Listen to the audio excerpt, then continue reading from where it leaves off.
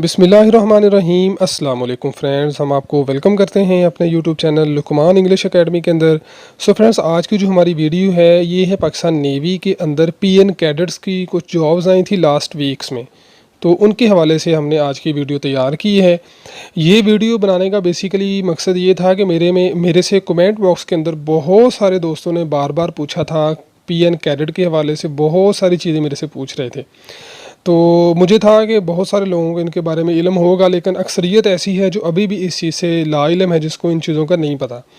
तो इस वजह से फिर मैंने जो है ना वो आज की वीडियो पीएन कैडेट के हवाले से बनाई है। तो इसके अंदर हम बात करेंगे इनकी ट्रेनिंग क्या होती है, इनको रैंक कौन सा मिलता है, और फिर सैलरी क्या होगी इनकी, प्रमोशन इनकी कैसे होती है, इनकी ड्यूटी टाइमिंग क्या होगी, और पोस्टिंग कहाँ पे होती है, और एट दी एंड हम बात करेंगे यूनिफॉर्म के हवाले से।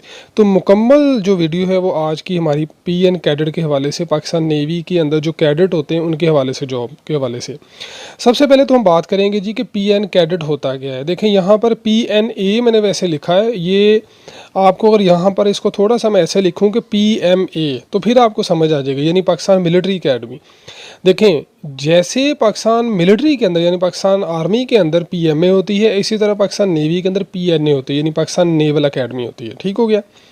अच्छा, अब देखें, जो पाकिस्तान आर्मी के अंदर जो कमीशन ऑफिसर का जो उनका रैंक है बेसिकली वो उनका स्टार्ट होता है उनका सेकंड लेफ्टिनेंट से। ठीक हो गया। और जो लोग वहाँ पर जाते हैं पाकिस्तान आर्मी के अंदर ट्रेनिंग के लिए, वो पीएमए के अंदर जाते हैं। यहाँ पर जो लोग आएंगे वो पीएनए के अंदर आएंगे, यानी पाकिस्तान नेवल अकेडमी के अंदर। ठीक हो गया। इट मीन्स कि जो पीएन कैडेट की जॉब है वो वही जॉब है जो पाकिस्तान आर्मी के अंदर एक सेकंड लेफ्टिनेंट की जॉब होती है। क्लियर हो गया जी आपको। यानी मकसद कहने का ये है कि पीएन कैडेट की जो जॉब है ये बेसिकली एक कमीशन्ड ऑफिसर की जॉब है, जैसे पाकिस्तान आर्मी के अंदर और पाकिस्तान एयरफोर्स के अंदर होती है। क्लियर हो गई जी बात आपको कि पीएनए बेसिकली होता क्या है या पीएन कैडेट का काम क्या होता है। ठीक हो गया। तो अब यहाँ पर हमने दो तीन चीज़ों को और तरीके से यहाँ पर एनालिसिस इसका कर लेना है ताकि आप लोगों को समझ आ जाए।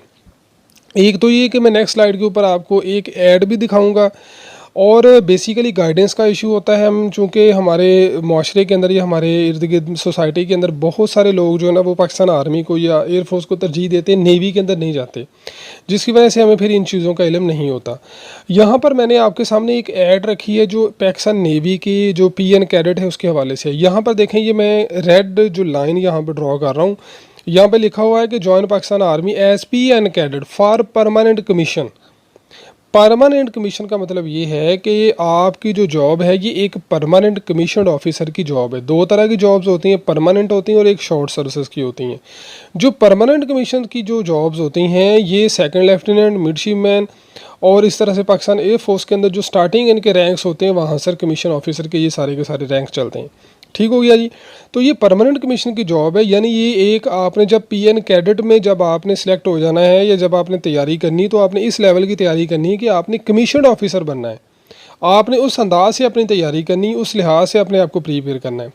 अच्छा, इसके अलावा बहुत सारी चीज़ें और भी मेरे से पूछी गई कमेंट बॉक्स के अंदर बार बार, तो मैं चाहता हूँ कि आपके अगर जहन में ये चीज़ें हैं तो आप भी इसको देख लें। देखें, बात की गई जी, यहाँ पर मैं आपको एक ऑनलाइन रजिस्ट्रेशन फॉर्म दिखाता हूँ और इसमें एलिजिबिलिटी क्राइटेरिया क्या है। Basically unmarried mail citizen of Pakistan है, और एज यहाँ पर आपको बता दी गई है कि जो सिविलियन कैंडिडेट्स हैं ना ये 16.5 से 21 साल तक इनको क्राइटेरिया दिया गया है, और जो सर्विंग कैंडिडेट हैं ये 17 से 23 साल है। सर्विंग कैंडिडेट आर्म फोर्स यानी पाकिस्तान नेवी, एयरफोर्स या आर्मी का कोई भी बंदा, और उसके अंदर आपको हाइट भी बता दी गई 5 फुट और 4 इंच। ये बेसिकली वो सारे सवाल हैं जो मेरे से बार बार पूछे जा रहे थे, तो मैंने सोचा कि इसके ऊपर आप लोगों को मुकम्मल गाइडेंस के लिए, ताकि हर किसी को जहन में सवाल तो होते हैं, समटाइम लोग पूछते हैं, कुछ दफ़ा नहीं पूछते, तो फिर मैंने कहा ये सारी चीज़ें एक ही दफ़ा एक वीडियो के अंदर सम अप कर दी जाएँ ताकि सब लोगों को इसके बारे में फ़ायदा हो जाए। अच्छा, अब उसके बाद हम बात करते हैं जी ट्रेनिंग की, कि आपकी ट्रेनिंग कहाँ पर होती है, क्या तरीक़ेकार होता है, किस तरह से आपने ट्रेनिंग के प्रोसेस से गुजरना होता है। देखें, जब आपकी सिलेक्शन हो जाती है तो सिलेक्शन के लिए आप पाकिस्तान नेवी की जो नेवल अकेडमी है कराची के अंदर, वहाँ पर आपको बुलाया जाएगा। तकरीबन 2 साल की ट्रेनिंग होती है। ठीक है। जितने भी कमीशन ऑफिसर के रैंक्स हैं, पाकिस्तान आर्मी के हों, पाकिस्तान नेवी के हों या पाकिस्तान एयरफोर्स के हों, जब आपने कमीशन के लिए अप्लाई करना, जैसे पाकिस्तान नेवल अकेडमी के अंदर आप पीएन कैडेट के तौर पर जा रहे हैं, तो ये कमीशन ऑफिसर की जॉब है जो मैंने पहले आपको सारी चीज़ बता दी। तो आपकी ट्रेनिंग होनी है 2 साल। ऐसी जब पाकिस्तान आर्मी में आपने जाना है कमीशन ऑफिसर के लिए 2 साल, ऐसे पाकिस्तान एयरफोर्स में जब जाना है तो 2 साल की ट्रेनिंग होनी है। उसके बाद आपकी एक पासिंग आउट होती है। इस 2 साल की ट्रेनिंग के दौरान आपके बेशुमार कोर्सेज़ करवाए जाते हैं। प्रोफेशनल कोर्सेज़ होते हैं, कम्युनिकेशंस के होते हैं, इंटरनेशनल वारफेयर के होते हैं, सी वारफेयर के होते हैं, डिफरेंट कोर्सेज इसके अंदर आपको करवाए जाते हैं। ओके जी, अब हम बात करते हैं जी रैंक आपको क्या मिलेगा। देखें, जब आप कमीशनड ऑफिसर हैं तो आपका जो स्टार्टिंग रैंक होता है वो 17 होता है बीपीएस। जी हाँ, आपको गस्टेड स्केल मिलता है। स्केल 17 की ये बेसिकली जॉब होती है और इसके बाद आपकी फिर प्रमोशन होती है, वो हम आगे जाके बात करते हैं। रैंक जो है ना वो आपका होता है मिडशिप मैन का, आपको बीपीएस 17 मिलेगा। और मिडशिप मैन होता है, मिडशिप मैन बिल्कुल वैसे ही है जैसे पाकिस्तान आर्मी के अंदर सेकेंड लेफ्टिनेंट है। क्लियर होगी जी बात आपको?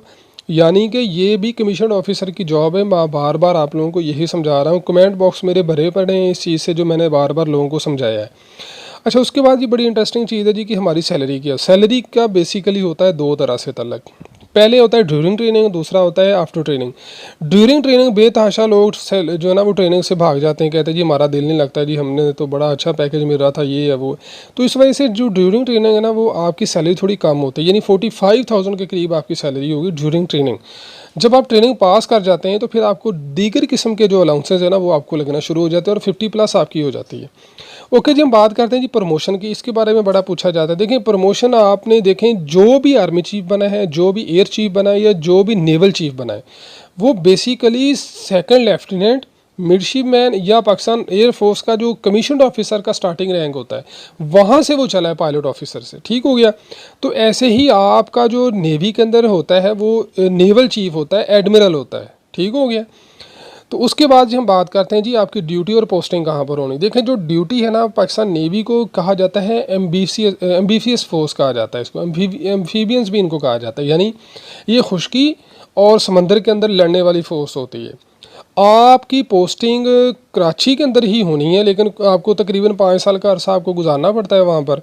उसके बाद आप दीगर पाकिस्तान के किसी भी हिस्से के अंदर आ जाते हैं, पंजाब में आ जाते हैं, लाहौर चले जाते हैं, इस्लामाबाद चले जाते हैं। ठीक है।